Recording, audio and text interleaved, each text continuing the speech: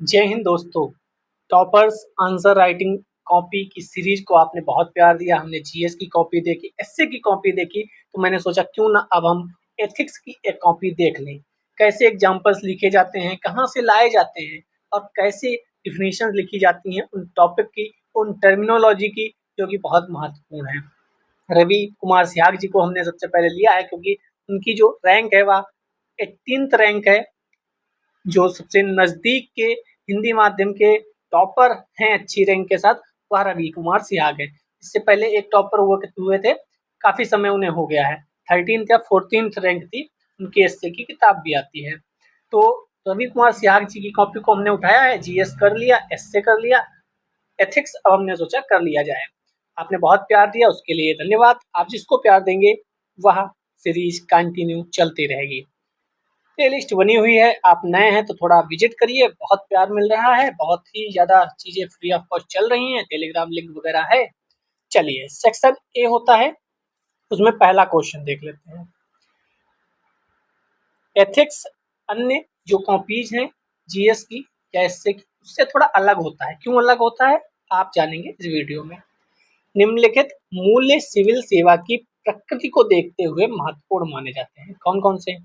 सत्यनिष्ठा, इंटीग्रिटी, निष्पक्षता, ऑब्जेक्टिविटी, सेवा भावना, स्पिरिट ऑफ सर्विस, सहिष्णुता, टॉलरेंस। एक लोक सेवक के जीवन में उक्त मूल्यों की प्रासंगिकता का परीक्षण करें। क्या करें? परीक्षण, एग्जामिन। पहली बात, कहा जाता है हिंदी माध्यम वाले एसए और एथिक्स में बढ़िया नंबर ले आते हैं। क्यों ले आते हैं तो आप अभी देखेंगे। इसमें जो भी टर्म है लिखे हुए, कहाँ? सिलेबस में, उन सभी टर्म की बढ़िया सी आपको वर्ड टू वर्ड डिफिनीशन पता हो। ऐसी डिफिनीशन कि वहां आपको सोचना ना पड़े, जैसे ही आए लिखो, आगे बढ़ो। और हिंदी इंग्लिश दोनों में ये टर्म का मतलब समझ में आना चाहिए। आप सत्यनिष्ठा पढ़ रहे हैं तो सत्यनिष्ठता के साथ साथ इंटीग्रिटी भी पढ़िए, क्योंकि हिंदी माध्यम के लिए जैसे यहाँ पे परीक्षण किया करें, तो मैंने केवल एग्जामिन को अंडरलाइन या हाईलाइट कर लिया। क्यों? क्योंकि इंग्लिश में भी वह शब्द आपको पता होने चाहिए। ठीक है। दूसरी बात, इन शब्द की जो डिफिनीशन है वो आपको इसलिए भी पता होनी चाहिए क्योंकि ये पेपर सबसे लेंदी पेपर माना जाता है, क्योंकि लास्ट में केस स्टडी होती है जिनमें बहुत ज़्यादा समय पढ़ने में और लिखने में जाता है। इसलिए अगर आपको वर्ड टू वर्ड डिफिनीशंस पता हैं तो आप आंख बंद करके जैसे सत्यनिष्ठता देखोगे लिखना शुरू करोगे। ठीक है। चलिए देखते हैं कैसे इन्होंने लिखा।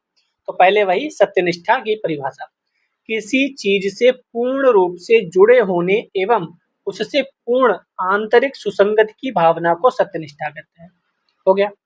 अब आप अन्य जीएस की कॉपी इनकी देखिए और ये वाली कॉपी देखो, थोड़ी सी राइटिंग में भी हेरफेर लग रहा है। क्यों? क्योंकि मैंने पहले बोला पेपर लेंदी होता है, जो एथिक्स का है उसमें आपको थोड़ा स्पीड पहले से मेंटेन रखनी पड़ेगी। अब महत्व बता दिए, क्या?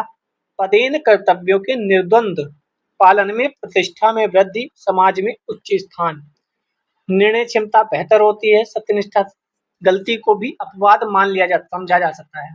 लेकिन मेन बात देखो, मेन बात इन्होंने क्या लिखा, ये 3 सर्किल बना दिए कि सिद्धांत प्लस सोच प्लस व्यवहार, इन तीनों को मिला दो तब बनती है सत्यनिष्ठा।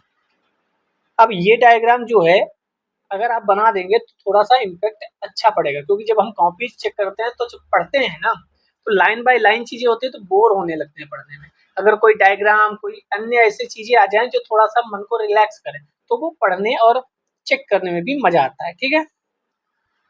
निष्पक्षता, निर्णय लेने की प्रक्रिया में सभी प्रकार के पूर्वाग्रहों मान्यताओं से तटस्थ होकर वस्तुनिष्ठ आधारों पर निर्णय लेना। जैसे वस्तुनिष्ठ कौन से होते हैं? जो ऑब्जेक्टिव होते हैं। उसका आंसर अगर ए सही है तो सभी लोग ए ही लगाएंगे, तभी सही माना जाएगा। जैसे एथिक्स जो कॉपीज अभी हम पढ़ रहे हैं, इसमें हो सकता है निष्पक्षता की डिफिनीशन किसी ने कुछ और लिखी हो, लेकिन अगर ऑब्जेक्टिव पेपर होता तो कोई क्वेश्चन होता है एमसीक्यू में, तो उसका अगर ए आंसर सही है तो ए ही सही होगा और कोई सही नहीं हो सकता। लेकिन जब हमें पूछा जाता है, जैसे कई बार पूछा जाता है भारत का प्रधानमंत्री कौन, तो ये वस्तुनिष्ठ है, ऑब्जेक्टिव है कि नरेंद्र मोदी, कोई भी हो नरेंद्र मोदी ही बताएगा, यहाँ का, विदेश का, कहीं भारत का प्रधानमंत्री कौन? नरेंद्र मोदी। लेकिन अगर ऐसा पूछा जाए प्रधानमंत्री जो नरेंद्र मोदी है वह कैसे प्रधानमंत्री है, यहाँ पर विचार अलग अलग हो जाएंगे। तो वस्तुनिष्ठ का मतलब है कि तटस्थ रहो, वही सही तो वही सही। उदाहरण के लिए यदि एक मजिस्ट्रेट चोरी के अपराध में चोर को ना देखकर उसके कृत्य के आधार पर दंड आरोपित करे तो उसे निष्पक्षता बोलेंगे। अब देखो उदाहरण दिया, कहाँ से दिया, कुछ रटा हुआ नहीं, आपको उदाहरण जनता के बीच से ही कलेक्ट करने पड़ेंगे। आप जब निकलते हो घर से तो ऑब्जर्व करो चीजें। एक लड़का जो 18 साल से छोटा है एक होटल पे काम कर रहा है, एक लड़की जिसे स्कूल जाना चाहिए वह कहीं पे किनारे कुछ बेच रही है। तो आपको ये सब चीजें ऑब्जर्व करनी आनी चाहिए, तब आप एथिक्स में अच्छा स्कोर कर पाएंगे। ठीक है, चलिए महत्व भी बताना था तो महत्व भी साथ में बता दिया। सामाजिक न्याय के क्रियान्वयन में और लोक विश्वास में वृद्धि। ठीक है, तीसरा उसने पूछा था क्वेश्चन में सेवा भावना, तो इसकी डिफिनेशन, इसका तात्पर्य है कि व्यक्ति या सिविल सेवक अपने पद को रोजगार या वेतन भत्तों के लालच के रूप में ना लेकर समाज सेवा का एक माध्यम समझे। तो सेवा भावना का मतलब क्या है, जैसे आपसे पूछा जाता है आईएएस क्यों करना है, सेवा करनी है, लेकिन अंदर से कुछ और होता है। तो कई लोग ऐसे हैं जो इस भाव से नहीं आते कि सेवा करनी है, लेकिन वो बताते यही है सेवा करनी है। ठीक है, तो ये बताया गया है, एथिक्स पेपर इसीलिए लगाया भी गया कि आप एक परिपक्व, एक आप अच्छे ऑफिसर बन के निकले। ठीक है, अब इसका महत्व क्या है, समावेशी निर्णय लेने में मदद मिलेगी, जनता में प्रशासकों की सुदृढ़ छवि का निर्माण होगा। आप भी सुनते होंगे आपके बुजुर्गों से या आपके आसपास के लोगों से कि फलाने डीएम आए थे ना, क्या गजब के डीएम थे, सभी गुंडों की ऐसी तैसी करती थी, सभी भ्रष्टाचारियों की ऐसी तैसी करती थी, वैसा डीएम तो आज तक आवा ही नहीं। सुनते होंगे ना, तो बस ऐसे ही डीएम एसपी बन के जाना है, जनता में प्रशासकों की सुदृढ़ छवि का निर्माण हो, ना कि ऐसा कि ये चला जाए बस हमारा जिला बच जाए, पूरा बेच दिया जिले को, ऐसा ना कहें। ठीक, और दूसरा स्वयं का चरित्र का विकास भी होता है, क्योंकि हम अच्छा काम करके सोते हैं। आप ही बताओ, जिस दिन आप 10-12 घंटे पढ़ के लेते हो ना, उस दिन रात को जो नींद आती है बहुत सुकून मिलता है, आज हमने बहुत अच्छे से पढ़ लिया। और जिस दिन आप 4 घंटे पढ़ते हो ना, पूरे रात यही लगता है कि यार पढ़ नहीं पाया आज, पढ़ नहीं पाया आज। नेक्स्ट, सहिष्णुता, शाब्दिक अर्थ क्या है, सहन करना। दूसरा क्या सहन करना, तो दूसरे के विचार, जैसे मैंने कहा देश के प्रधानमंत्री जो हैं वह बहुत अच्छे हैं, आपने कहा नहीं अच्छे नहीं है, तो आपको ये सहन करना आना चाहिए कि हाँ दूसरे के विचारों को भी हमें सुनना है। या मैं कह दूं देश के प्रधानमंत्री बहुत खराब है और आप उनके सपोर्टर हो, तब आपको सुनना पड़ेगा कि हाँ आपकी बात भी सही हो सकती है, आपके अपने विचार मेरे अपने विचार। दूसरा धर्म, कि उसकी अपनी आस्था है मेरी अपनी आस्था है, धर्म आस्था बात एक कह सकते हैं। मान्यता, मेरी मान्यता है कि मैं हाथ की रेखाओं में विश्वास नहीं करता, फलाने की मान्यता है कि वह हाथ की रेखाओं में विश्वास करता है। मेरी मान्यता है कि बिल्ली रास्ता काटेगी तो मैं उसे पार नहीं करूंगा, कुछ अनहोनी होने वाली है। आपकी मान्यता है कि बिल्ली रास्ता काटे ना काटे कोई फर्क नहीं पड़ता, लेकिन एक दूसरे के विचारों, धर्म, आस्था, मान्यता, इन सबको सुनना आवश्यक है।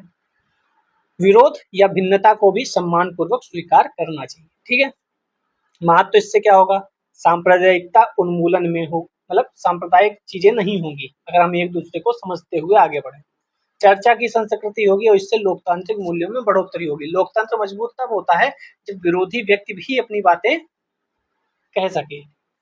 भूमंडलीकरण के दौर में सांस्कृतिक समन्वय भी बढ़ेगा, क्योंकि आजकल आप देख रहे हो इजराइल हो गया या रूस हो गया, सभी जगह लड़ाई झगड़ा वही सब चल रहा है।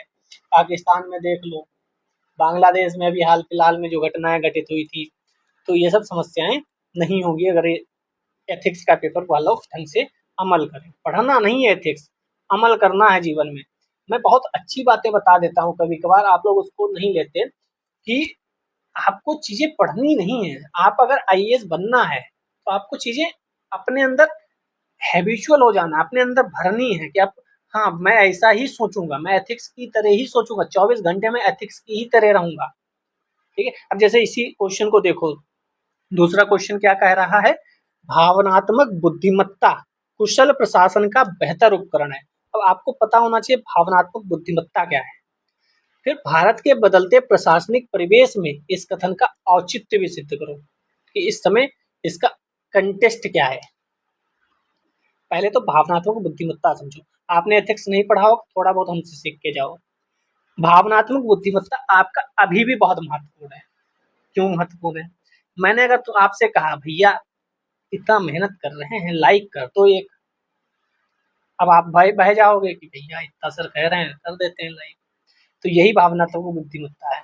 इसमें लाइक नहीं करना है, आपको अपना दिमाग लगाना है, अपने दिमाग में सोचना है, क्या सच में ये वीडियो लाइक करने योग्य है?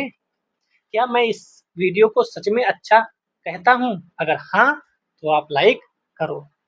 अगर आपको लगता है नहीं ये तो इससे घटिया कोई हो ही नहीं सकता वीडियो, तो आप डिसलाइक करके जाओ।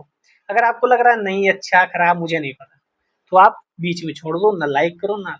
ये है आपकी भावनात्मक समझ। आप तो आईएएस बन गए, एक आया सर बहुत बीमार हैं, ये है वो है, आपने तो भावना में बहकर उसको चीजें वो कर दी, और वो आप कनपटी में बंदूक रखा, कैसा है सब चीज निकाल के दो, जो भी कागज हैं, जो भी ये कोई भी ऐसी चीज जो सरकार से बाहर नहीं जानी चाहिए, अब आप क्या करोगे? तो ये समझाया जाता है। भावनात्मक बुद्धिमत्ता का मतलब है कितना भी इमोशनल हो जाओ, कितनी भी चीजें विकट परिस्थिति क्यों ना हो, अपनी बुद्धि को इमोशनली फैलाना नहीं है, इमोशन में बहना नहीं है। और ये तभी मैं कहता हूँ जीवन में ढालो, ये रट के और पढ़ के पेपर निकालने के लिए नहीं। आईएएस तभी बनोगे जब इनको जीवन में अभी से उदाहरण के तौर पे मैंने बताया आपको कि ये वीडियो लाइक करना या फिर कोई भी वीडियो आपको कौन सी वीडियो देखनी है, कौन सी नहीं देखनी है, कौन सी लाइक करनी है, ये सब अपनी बुद्धि से काम लो। ठीक है? भावनात्मक बुद्धिमत्ता से तात्पर्य अपने एवं दूसरे के विचारों, भावनाओं को समझने, प्रबंधित करने की क्षमता।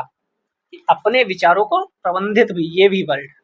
आप उस दौर में हैं जहां आपका मन करता होगा कई बार कि ऐसे कार्य करे जाएं जो आपके मंजिल की ओर बाधा बनते हैं, आपके जीवन के लिए सही नहीं है, आपके हेल्थ के लिए सही नहीं है, लेकिन आप फिर भी वह काम करते हो, तो इसका मतलब आप भावनात्मक रूप से कमजोर हो। स्ट्रांग बनना है, उसको प्रबंधित करना है, उसको समझना है। जैसे दूसरा वाला आया रोने लगा, तो मुझे समझना है कि क्या ये सच में रो रहा है या मुझे फंसा रहा है। दूसरा, अपनी विचारों को प्रबंधित करो कि हाँ। तो एक दो वर्ड आते हैं, एक आईक्यू, एक ईक्यू।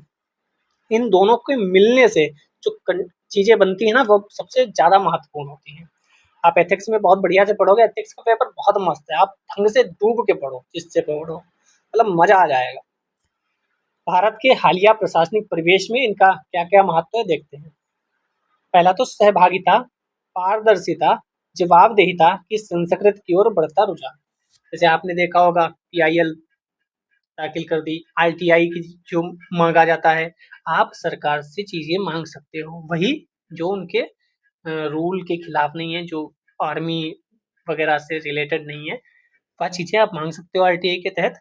तो भी कहा जाता है सहभागिता। सहभागिता का मतलब कोई भी लॉ आता है तो वो पहले पब्लिक डोमेन में भी रखा जाता है कई बार।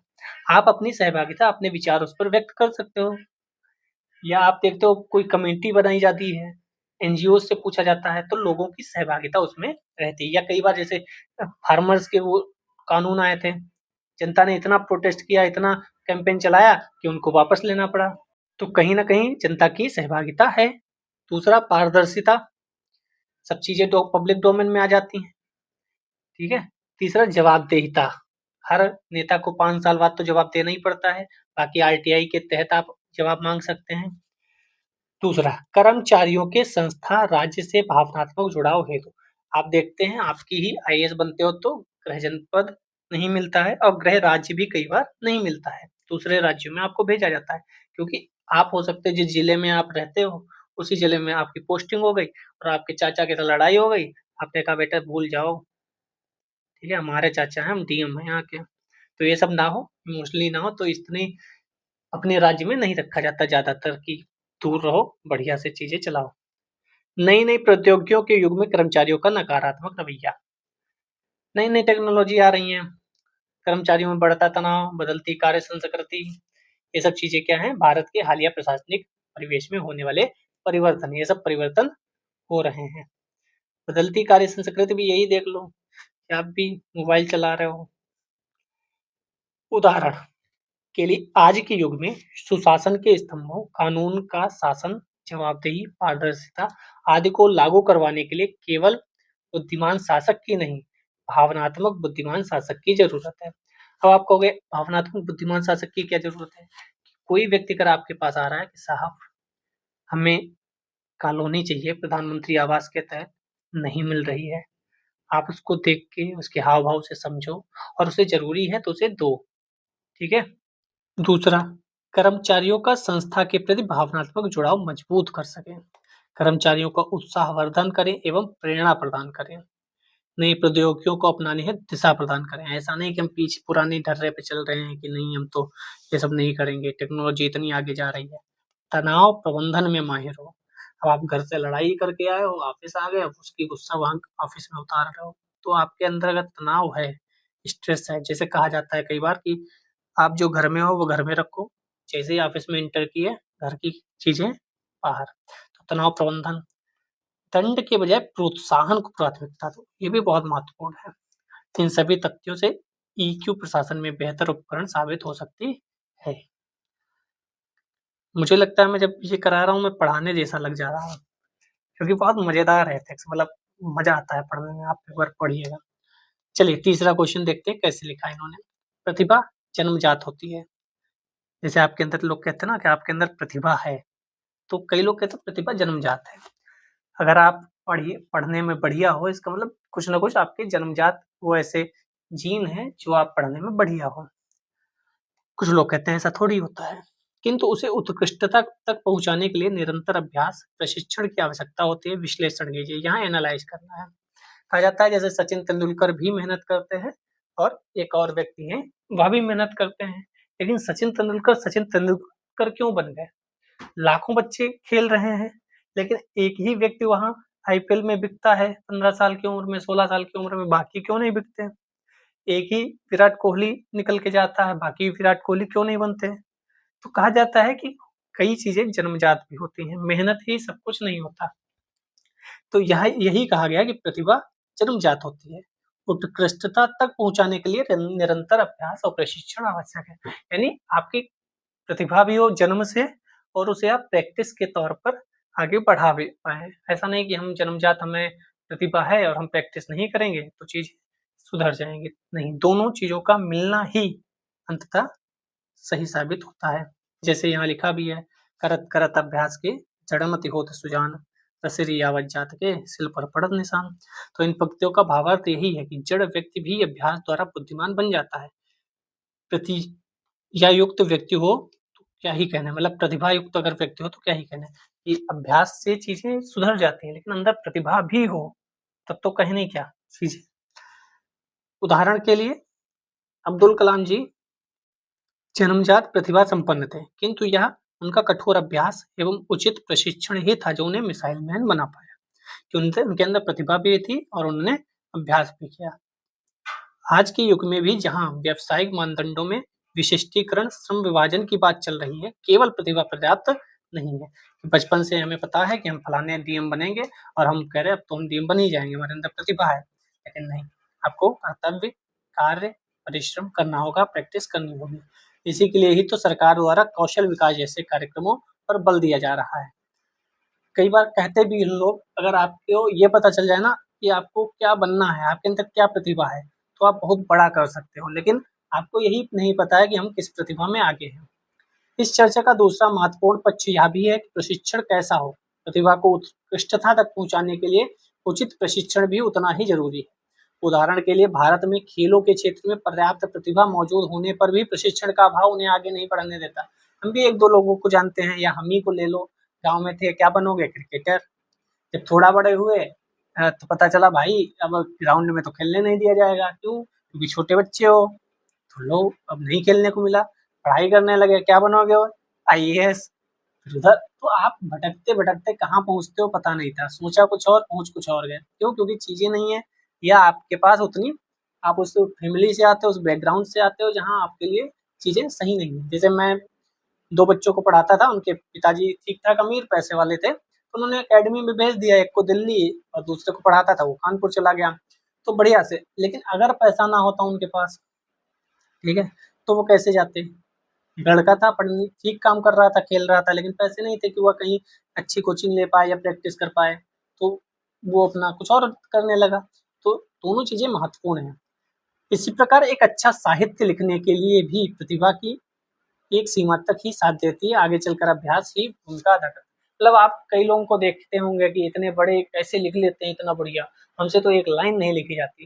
कहा जाता है प्रतिभा संपन्न है, लेकिन प्रतिभा और प्रैक्टिस दोनों ध्यान रखिएगा बस। चौथा क्वेश्चन देखो, अब भ्रष्टाचार की बात आ गई, कैसे उदाहरण कहाँ से आएंगे देखना।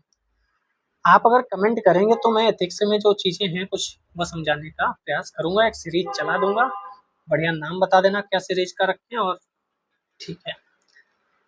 भ्रष्टाचार को समाप्त करने का सबसे प्रभावी उपाय नैतिकता है, ना कि कानून। मतलब आप दंड देकर, आप उन पर दबाव बनाकर भ्रष्टाचार नहीं खत्म कर सकते। अगर व्यक्ति के अंदर नैतिकता आ जाए कि हाँ नहीं करना, तभी भ्रष्टाचार समाप्त होगा। एक महान व्यक्ति कह भी गया है कि भ्रष्टाचार कभी भी समाप्त नहीं हो सकता। किसने कहा था आप कमेंट सेक्शन में बताएं।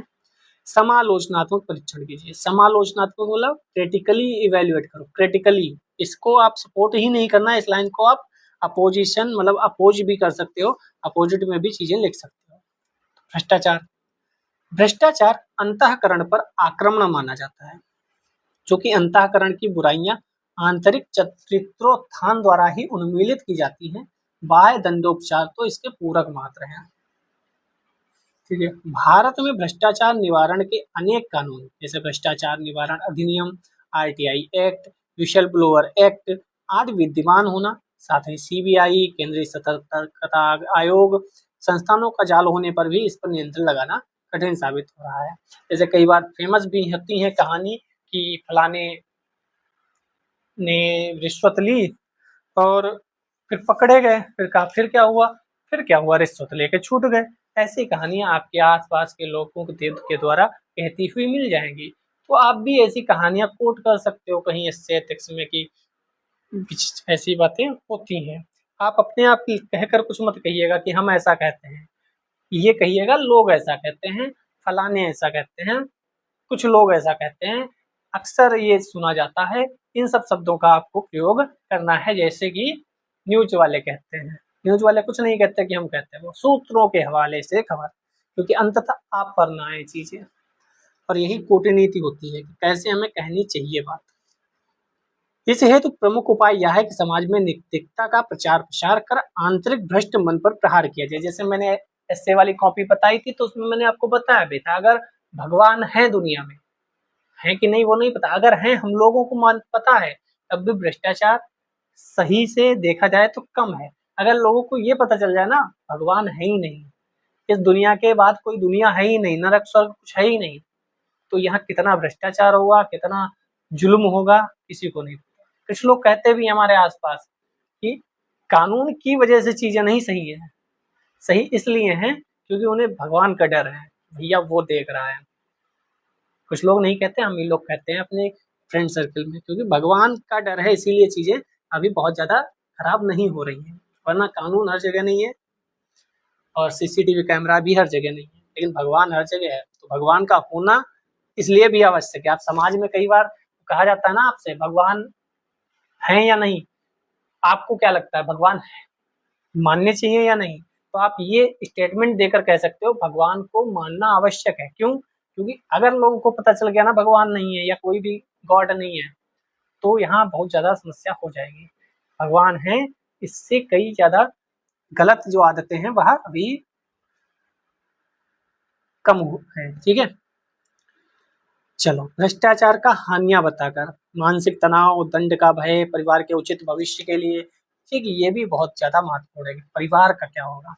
तो परिवार पर भी दबाव बनाकर भ्रष्टाचार को रोका जा सकता है। जैसे वो एक कहानी है कि तुम किसके लिए कमाते हो, कि परिवार के लिए, पूछ के आओ कि परिवार क्या तुम्हारा हिस्सेदार होगा ये गलत काम में। तो परिवार से पूछने जाता है तो परिवार वाले कहते हैं हमें थोड़ी मतलब है, हमें तो रुपयों से मतलब है, पर जो पाप कर रहे हो उसको तो तुम ही भोगोगे, हम थोड़ी भोगेंगे। तो उसका मन कहता है अरे पाप हम कर रहे हैं, भोगेंगे हम, और खा पी तो ये रहे हैं। तो कई बार परिवार आपके दुख में साथ नहीं होता है, सुख में साथ होते हैं। अभिवृत्ति के स्तर पर शिक्षा में ईमानदारी, मूल्यों का समाहन करना, बड़े महापुरुषों की उपलब्धियों का पाठ करना, समाज में जीरो टॉलरेंस भ्रष्टाचार की प्रतिनीति को प्रचारित करना शामिल है। आपके घर में जैसे संस्कार मिले वैसे ही आप। अब किसी के घर में संस्कार मिलते हैं कि बेटा बड़े के पैर छुओ, तो वो बड़े के सामने हमेशा आदर से झुकता रहता है। कुछ लोग पहले से सिखा देते हैं कि ऐसी तैसी, तो वो ऐसे ही करते हैं। तभी यहाँ पे लिखा है पहले से ही महापुरुषों की उपलब्धियों के बारे में बताया जाते रहे कि देखो कितने महान लोग हुए हैं, तुम्हें भी ऐसे महान बनना है, ना कि भ्रष्ट आदमी बनना है। परंतु इसका अर्थ यह नहीं है कि कानून समाप्त कर दिए जाएं। देखो यहाँ यह भी समझा दिया कि इसका मतलब ये नहीं कि कानून समाप्त कर दो, कानून का भी अपना महत्व है। कानूनों को कड़ा बनाकर उचित अनुपालन जरूरी है। जैसे हाल फिलहाल में सुनने में आया था, पता नहीं कितना सही कि कितना गलत, कि अगर आप हेलमेट लेके नहीं चलेंगे तो काफी बड़ा चालान लगेगा, अगर ऐसा नहीं होगा तो 10,000 का चालान। इतना ज्यादा चालान कर दो, इतना ज्यादा रुपए कर दो कि लोग निकलने से पहले सोचें कि भाई बहुत ज्यादा हैवी चालान लगेगा, इससे बढ़िया हेलमेट ले ही लो। तो एक ये भी रास्ता होता है। तभी भ्रष्टाचार रूपी दैत्य का बहुआयामी उपादानों से निराकरण संभव है। तो आपको उसके सपोर्ट में, विपरीत में सब कुछ बता देना है। एक और ये क्वेश्चन कर लेते हैं, फिर बंद करते हैं। निजी और सार्वजनिक संबंधों में नैतिकता को स्पष्ट कीजिए।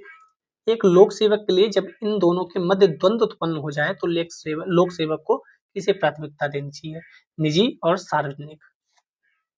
मान लो आपके पिताजी बीमार है, ठीक है, हॉस्पिटल में है, बिल्कुल अंतिम ही समय बचा हुआ है, ठीक है। ऐसा मैं नहीं कह रहा, ऐसे कहा जाता है कि कई बार कंडीशन आपको दी जाती है। इसी निजी और सार्वजनिक के संबंध में मैं बता रहा हूँ।